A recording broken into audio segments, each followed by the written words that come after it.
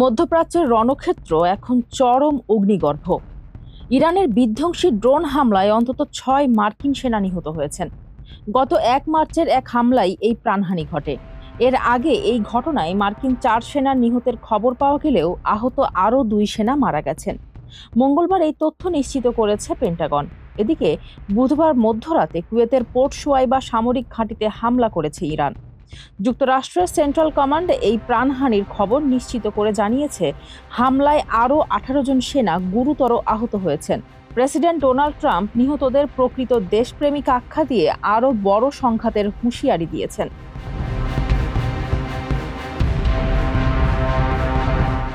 এই উত্তেজনার পারদ এবার স্পর্শ করেছে সাইপ্রাসকেও। কৌশলগত কারণে সাইপ্রাস এই সংঘাতে জড়িয়ে পড়ায় অঞ্চল জুড়ে ছড়িয়েছে আতঙ্ক। উদ্ভূত পরিস্থিতিতে ওমান ও সৌদি আরবে থাকা আমেরিকান কূটনীতিক ও তাদের পরিবারকে অবিলম্বে দেশ ছাড়ার নির্দেশ দিয়েছে মার্কিন স্টেট ডিপার্টমেন্ট। রিয়াদ ও মাস্কাটের দূতাবাসগুলো জানিয়েছে, নিরাপত্তা ঝুঁকি চরম পর্যায়ে পৌঁছানোয় জরুরি ভিত্তিতে নন ইমার্জেন্সি কর্মীদের সরিয়ে নেওয়া হচ্ছে।